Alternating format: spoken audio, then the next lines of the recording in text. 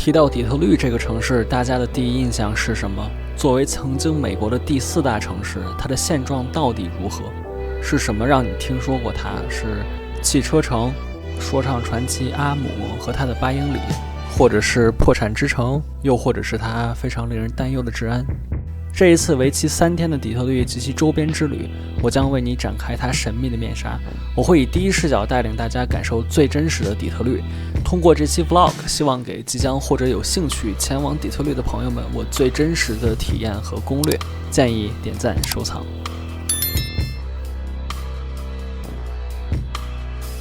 Hello， 大家好，欢迎回到我们的频道。在第一天的 vlog 里面，我们驱车4个小时从多伦多直达底特律。遇上了很棒的天气，所游玩的景点刚好又都在市中心的内部，步行就途经了各式各样的城市雕塑，拜访了被誉为金融大教堂的嘉德大厦，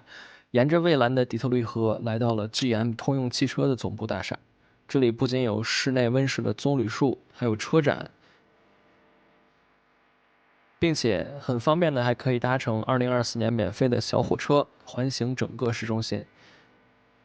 打卡了剧院、球场和阿姆开的餐厅之后，并顺着城市中轴线一路 City Walk， 在街道两旁可以看到新旧建筑都有很棒的翻修和维护，一切都井井有条，一尘不染，鳞次栉比，颇有大城市的风范。至少是市中心带给了我整体非常非常好的第一印象。第二天呢，我们要去游玩参观底特律的2个景点，一个是最强美术馆底特律艺术学院，然后呢就是闻名遐迩的福特汽车博物馆。这2个景点都不在市中心了，需要开车走一段距离，尤其是汽车博物馆更是在城市外围的迪尔伯恩。OK， 那么首先跟随我的镜头，我们先看一看这个底特律的美术馆都有什么东西吧。一到了这个地方呢，其实它是一个大学的一部分，所以它后面有很多的停车场，就是可以看到这个视频后面有非常非常大的空间，可以停很多很多的车，然后需要交费。把车停好之后，就是从它屁股后面可以进去，而不是从它的前面。好的，一看这个美术馆的地图，我们可以发现它是一共有3层，有1、2、3。那么第3层的话面积是比较小，1和2的话都是非常大的。从第1层进去的一瞬间呢，就是可以看到竟然是一个咖啡厅在正前方。这个咖啡厅还是很有文艺范儿的哈，古朴的墙壁被后期加盖的天棚给强行围成了室内，在这里看书、喝咖啡、学习肯定是一种享受。这个博物馆和其他的老美博物馆一样，也是开局就放大。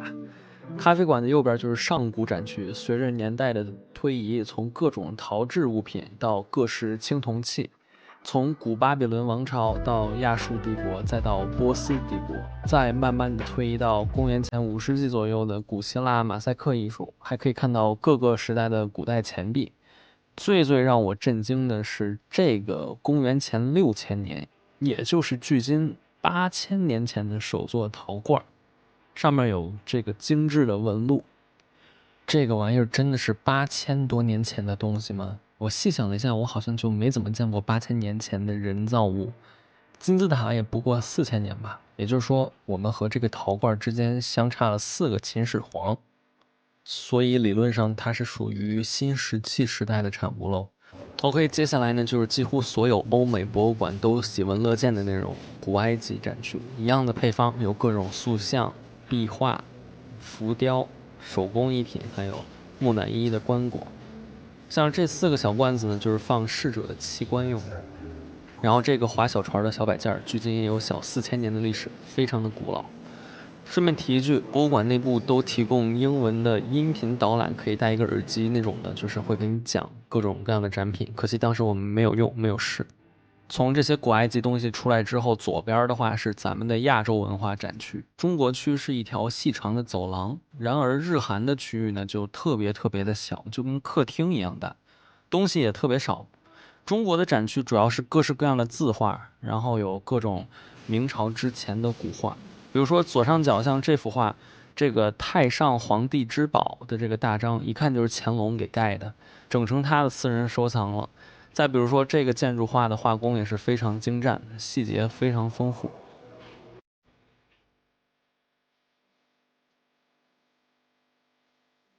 最后的话是一些保存的很完好的唐三彩，有乐队演奏的，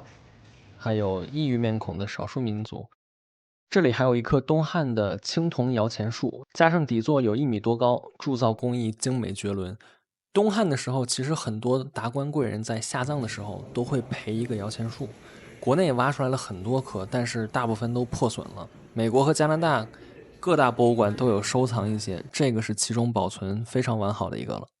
中国馆隔壁出来就是日韩的内容，首先是韩国馆，里面说真的没有什么特别的东西，甚至都没有拍，没有别的意思啊，就是一些瓶瓶罐罐，有餐具、杯子碗之类的。然后呢，就是这个古色古香的屏风，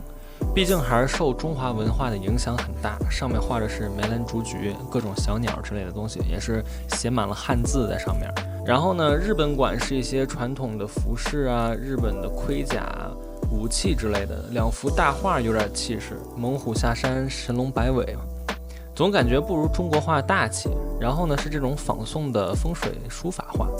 最后可能实在是没什么东西可摆了，竟然放了一个现代艺术的装置在这儿，一看就是日本人能做出来的。它就叫 creature， 就是一个怪东西。从亚洲区出来之后，还有佛教区，就是一个很小的区域内陈列了一些佛像相关的绘画和雕塑。再然后呢，就是中东的古文化区，有阿拉伯风的这种大刀，还有各种古籍、古书、阿拉伯文的手写书法什么的，也很漂亮。最后呢，展品内容最多的也就是古代欧洲绘画了，这个应该是老美博物馆的必需品了。就是经典的基督教系列内容的油画、雕塑、浮雕、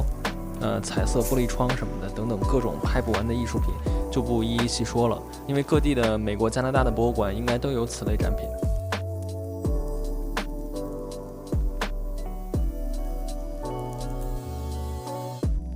透过古老教堂的彩色玻璃，从这儿往下看是刚刚移进博物馆1楼的那个咖啡厅。砖瓦墙壁内包围的是现代的烟火气，一切都融合得刚刚好。然后穿过前面的大堂，底特律艺术博物馆的画卷徐徐展开，墙壁上的底特律汽车工厂涂鸦结合着旁边古典的罗马柱，似乎诉说着文化的变迁。接下来就是底特律艺术学院的压轴展品了，现代艺术馆。到了这里之后，首先会看到毕加索的个人独立展，因为毕加索一生所做的画特别多，所以他人气虽然大，但是画作可以毫不费力地摆满一整面墙。这儿挂了他10几幅画，有可以看到他的签名，有抽象派，还有他蓝色时期的一些作品。然后再往里面走，就是文森特·梵高的几幅作品了。底特律艺术馆牛就牛在一共永久收藏了他的5幅画，并不是临时展览哈。其中包括康乃馨、邮递员、大名鼎鼎的草帽自画像、挖掘者，还有一个橘子篮。在2002年的时候，底特律艺术馆曾经举办了 Van Gogh in America 的特展，当时展出了74幅梵高的画，迎来了很多人参观，当时就把这个博物馆给挤爆了。活动结束后呢，就保留了这5幅画，但是在楼下的礼品店里面可以买到一个很大的纪念画册。梵高作为表现主义和野兽派的先驱，他将印象派画风继续发扬光大，可以从他的画里面看出他的绘画浓墨重彩，色彩艳丽，饱和度很高的同时，油墨又如奶油般化开，能在这儿一睹他的独特画风，确实很震撼。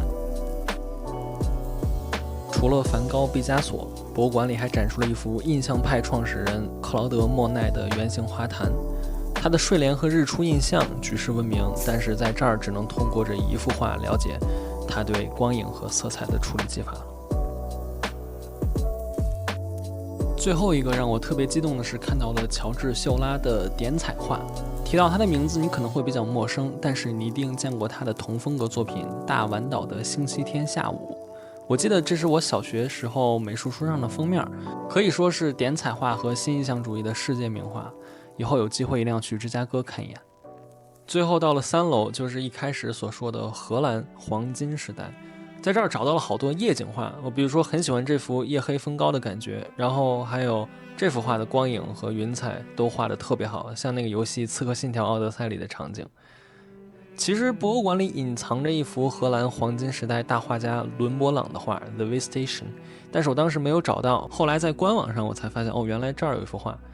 我记得抖音上的那个博主特别说过，伦勃朗的画是第一个开创了把光影就是投射在前面部分的那种画法，就是他把主体照亮之后，旁边的人就显得很阴暗，就是以这种方式来突出主体。他的画风特别的有特色，并且技术非常高超。其实一开始我不知道荷兰在艺术和科学上有这么高的造诣，以前我只知道17世纪荷兰在大航海时代很牛，有海上马车夫的称号。结果突然忘了，数学家惠更斯和科学家雷文虎克都是荷兰黄金时代的人。后来呢，梵高也是荷兰人，还有这个名画，比如说戴珍珠耳环的少女啊什么的，都是这一个时代的画家画的。在这一层简单游览之后呢，虽然我没有看到很多世界级的名画，但是让我对荷兰的那个黄金时代的敬佩是油然而生。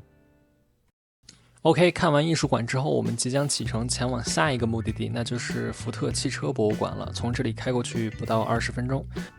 OK， 下了高速之后，通过这个小门一路往里走呢，有一段非常大的距离，就是一整条路开到这个福特汽车博物馆。那么可以看到这个像大学的一个学堂的一个东西，这个主体建筑后面的这个厂房就是汽车博物馆的主体，我们也就只逛了这个位置。然后这块左边是一个很大的停车场，但我们去的时候是周末，所以停车场车位还是有限。这儿有一个新盖的会议中心，不知道后面这些是什么，看起来像赛道一样的东西，还在建，还在修，各种各样的新型的建筑都在修。还有这儿还有一个展会中心，也是去的时候它已经修好了，非常新的一个建筑，很漂亮，但我们都不知道具体是干什么的。OK， 所以回到这个地方，这个主体区域之后，里面是博物馆，但是我们一直不知道的是，在博物馆的右后方有一大片区域，就是这个卫星地图可以现在看到的这些类似居民区的东西。我直到走了以后，我才了解到，哦，这是一个整个可以参观的历史性展示园区。它其实叫做 Greenfield Village Museum， 是这个福特博物馆的一部分。它就是整个的一处街道，然后被博物馆买了下来，然后保持一个原汁原味的样貌，作为一个博物馆的园区。它里面很大，可以散步，也可以坐福特的老爷车参观，每站都可以下来的那种。然后通过这个街景地图可以发现，它就是上个世纪初美国的那种老式经典的街道，小小的那种窄窄的房子，也都是中古时代的那种老房子。这些房子和建筑来头都不小，里面摆满了各种各样的老物件，比如说有发明灯泡的那个爱迪生的实验室，还有一些它的陈列的展品，还有福特的第一款量产车 Model T 的那个加工厂房，然后有各种各样的小作坊，还有这个发明飞机的莱特兄弟的自行车店。就一开始他们不是做飞机的，他们就是经营一家自行车馆，这个给搬过来了。然后整个园区都是历史性的，有很好的保留，所以我特别后悔这个博物馆实在是太大了，根本就不可能在一天之内玩完，因为后面还有一个福特的现代化工厂需要参观，一会儿我会讲到，导致这个历史性街区的这个展馆部分我直接就被我漏掉了。所以建议大家来这玩的话，一定要留出1整天到2天的时间来，千万不要错过这个园区。然后就来到博物馆的大门，这里面直接就可以买票，比如说这儿42刀就同时可以买到这个博物馆和福特现代工厂的一个门票。然后这个博物馆里面还有一个很大的放映厅，忘了提，其实就是一个电影院，平时会放一些电影和教育片之类的。我们去的时候当天在放汪汪队立大功的那个动画，然后当时有好多小孩来看，真的超搞笑。进来之后可以看到整个建筑是那种很大的美式大庄园的风格，有这种白色的墙壁，有很高的这种吊灯，还有古典的柱子，这一切看起来都像是这种50-60年前甚至100年前的这种样子。然后整个大厅的中轴线是非常大的，然后一进来是正面是一个飞机，游客很多，都是感觉是当地人。然后这是一个全馆的一个地图，还有一些介绍，当然你也可以拿到一个手册。一进门右手边就是一整排的历代总统专车，基本上都是加长林肯，印象里记得是有5-6辆车，比如说这辆就是特别著名的肯尼迪遇刺时所坐的原车，1961年的林肯。这上面的文字呢也简单介绍了这辆车的生平，包括它的服役时间，还有谁坐过，比如说肯尼迪死了之后，这辆车就被重新修复，然后又被约翰逊和尼克松坐过。后面的几辆车也都是一样，比如说这个就是里根的专车，后来呢也被尼克松、福特、卡特和布什坐过。总之一上来就是这么一整排的总统座驾，还是很气派的。想象时空交错，这么多历代总统就曾经在你的眼前，感觉就很震撼。看完这些总统专车，再往右边走就是一些古老的火车头的各种模型，然后有这种小的铁道，然后有火车铁轨，各种各样的火车车厢、列车。这一部分就是讲的是火车的发展史，然后呢就是各种各样的老爷车，然后还是发展史，这个老爷车是怎么一步一步的变成现代的汽车的，然后还有这种赛车。感觉就是各种门道都很深，有赛车的这种发展史。如果是赛车迷的话，或者是各种懂行的人，在各个区域一定会找到自己喜欢的内容，一定会每个人都会喜欢上这个博物馆的特定的内容。由于不是对所有的汽车、火车什么的都有深入的了解，所以有些地方我就走马观花了。这个博物馆其实并不只有汽车，它的正式名称是亨利·福特美国创新博物馆，算得上是美国人文发展史的一个博物馆。这里就是1960年的麦当劳的霓虹招牌，这其实是很早期的一个标志了，卖门可以起立一下。旁边竖着的广告牌是 A&W 爱德熊早期的广告招牌，它曾经进入过中国市场，后来又退出了。然后他们在美国禁酒令时期发明的 Root Beer 无酒精饮料也特别受欢迎，我也特别喜欢喝。文字下面介绍有一些发展史，麦当劳的快餐其实也是美国文化的支柱产业之一。比如说这个是2004年的古早纪录片 Super Size Me， 讲述的是一个人做实验，连续狂吃麦当劳30天，然后检测身体的变化的。我记得这个纪录片我高中老师有给我们放过。这儿还有一些曾经的麦当劳薯条的包装盒都有点褪色了，然后还有一些曾经推出过的玩具，发明的 Drive-thru Make the fast food faster。然后这个是美国知名快餐厅的各种创始记录，麦当劳、肯德基、Burger King 这些首家餐厅的位置和开业时间，感觉真的很长知识。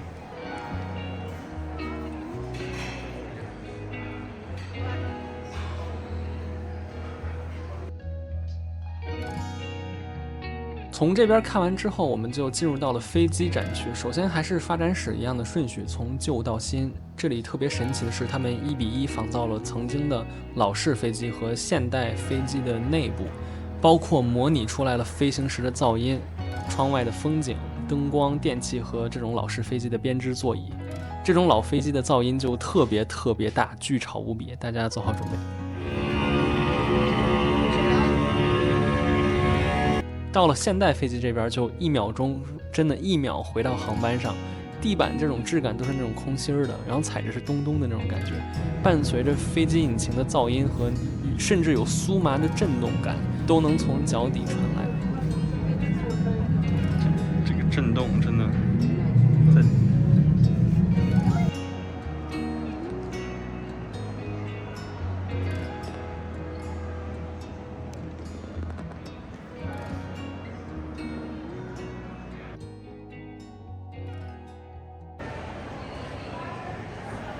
在前面这个小展厅里面有一些当年的录音和曾经的故事的汇总，可能这儿讲了一些英雄事迹或者是史诗飞行记录之类的故事，没有仔细的看。我们继续看下一个展区吧。We interrupt this regularly scheduled broadcast for a special news bulletin. This is Roger Allen. 1927, 4 a.m. If I could throw myself down on a bed, I'd be asleep in an instant. What's the matter? Miles from miles? You're too far apart from us on the ship. I turned the instruments. 这个呢是美国的建国史。建国之路，就是也是讲一下美国历史。这个展馆呢，后面还有给美国女性的权益和黑人种族隔离的一段时间的历史。这个是独立宣言。我觉得最厉害的就是这个，这时间轴就不说了，这是华盛顿的头像。那么这个是华盛顿睡过的床，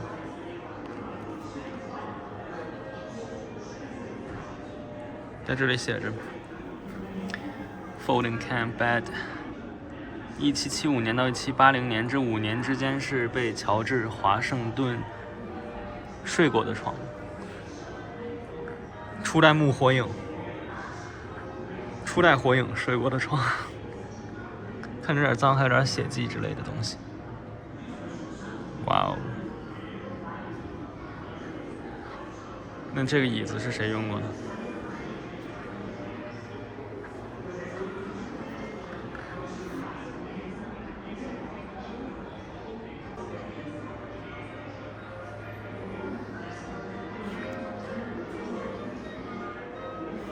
这有很多遗迹之类的，估计也是什么名人用过的东西。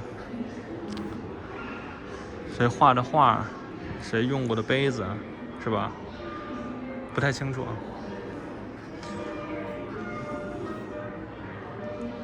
这个小屋子就是典型的美国种族隔离时期的黑白分开的一个演播厅，后面这块就是只有黑人才可以坐，就是拿玻璃甚至挡住。前面就是白人观众才可以坐的位置，黑人就在后面等着。然后这个是播放这个棒球比赛或者什么比赛的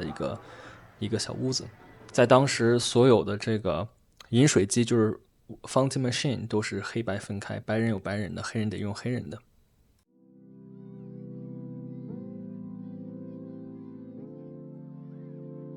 这块呢是一个让我非常震惊的历史展品，没想到蒙哥马利公交车事件的原车竟然在这儿。这是一个美国民运的里程碑事件，我清楚地记得在初中的历史课本里有学过。1955年的12月的一个晚上，亚拉巴马州蒙哥马利的黑人女乘客本来就坐在后排的黑人座位区，而接连又上来了几位白人乘客之后，司机就要求黑人乘客站起来给白人让座。当周围的3个黑人都起身妥协的时候，这位黑人女乘客岿然不动，拒绝给白人乘客让座，而遭到了逮捕。后续犹如蝴蝶效应般在全美引起了轩然大波，推动了黑人平权运动，最后终结了种族隔离制度。马丁·路德·金也参与并领导了这个抗议活动。后来当事人 Rosa Parks 被追封为现代民权运动之母，并且我也做了一下当时女主坐过的这个位置，不得不说当年的公交车的这个座椅是全皮质的，特别软，贼舒服。后来我跟工作人员小姐姐说，这个事件在中国都家喻户晓，连我80岁的姥姥都知道，被写进了历史的教科书里。她就很激动很惊讶，说是真的吗？可惜连这儿的很多美国人都不知道这么一回事。然后呢，当我们从这个黑人历史和美国历史出来之后呢，我们会来到一个数学和物理的展区，这里面有非常多适合小孩就是很寓教于乐的一个地方，有各种各样的模型有物理学的一些运动，有万有引力的这个解释，然后有数学的正态分布，就是各种各样的几何，还有我也说不上来的一些数学的一些东西可以玩，可以互动，可以学习。但是这个地方不大，也是非常非常适合带小孩来看的一个地方。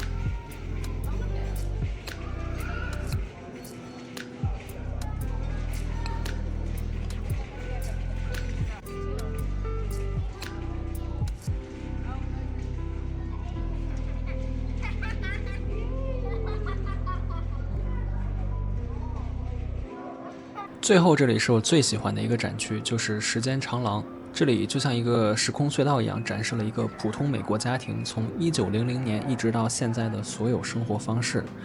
重大的一些改变生活的发明发现，文化符号和每个年代会出现的一些生活用品、生活场景，曾经的电影院长什么样，什么年代开始有的电话、手机，什么时候开始玩的游戏机。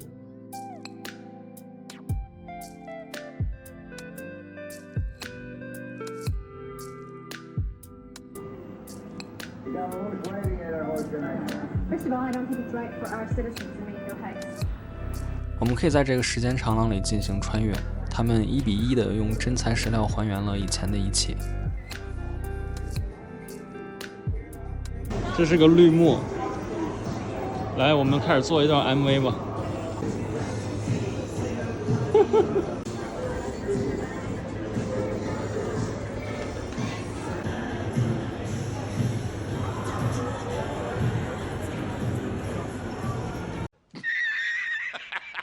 时间长廊的尽头是一个游戏史上的著名事件——雅达利沙漠游戏填埋事件。这个故事甚至被游戏主播敖厂长专门做过一期视频来揭露，讲的是1983年雅达利在新墨西哥州沙漠填埋大量滞销游戏卡带 E.T. 外星人的故事。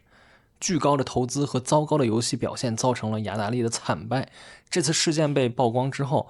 给雅达利和美国的整个游戏产业造成了巨大的冲击。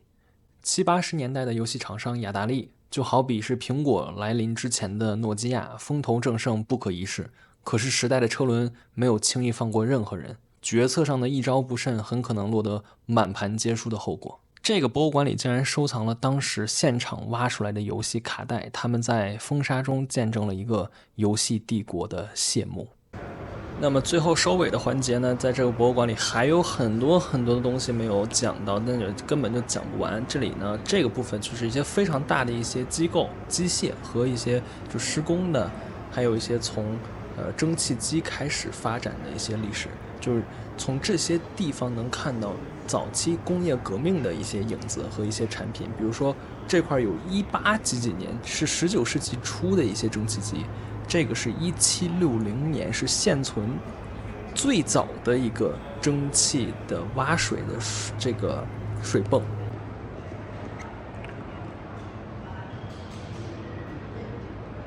这是一个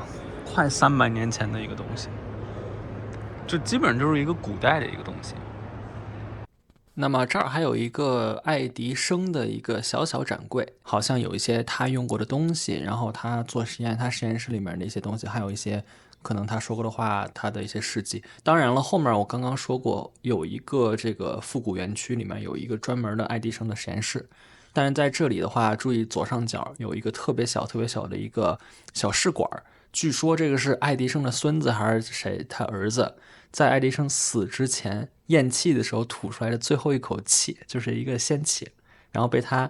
给拿试管给接住了，然后封住。那么这真的就差不多是这个博物馆的全部内容了，基本上全都涵盖了。这里还可以看到有一个圆形的，当时是50年代的一个设计师设想的未来的简易房屋，能够自给自足，然后里面什么都有，然后很环保，可以吸收天地精华，然后能晒到太阳，收集雨水之类的这种设想。后来呢，就是这个房屋是全世界仅剩的2个之间的一个，然后被搭起来摆在这个博物馆里。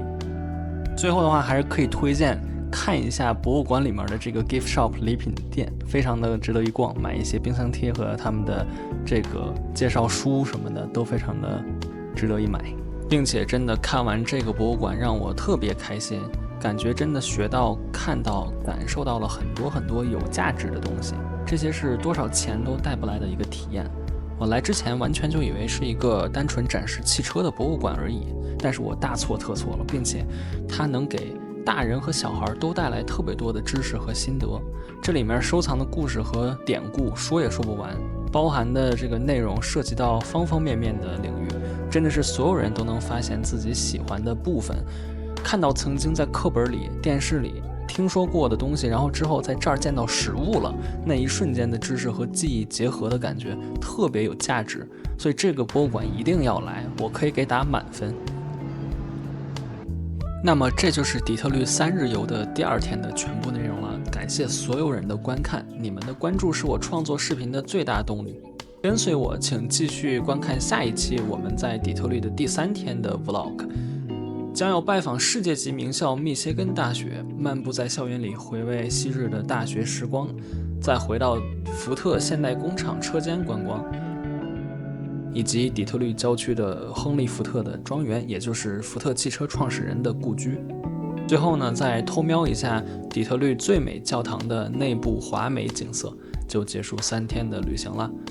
未来的每期节目都会更精彩，我会倾心分享所有的旅途所见所得，请一定要记得关注哟！感谢你们的收看，我们下期节目再见，拜拜。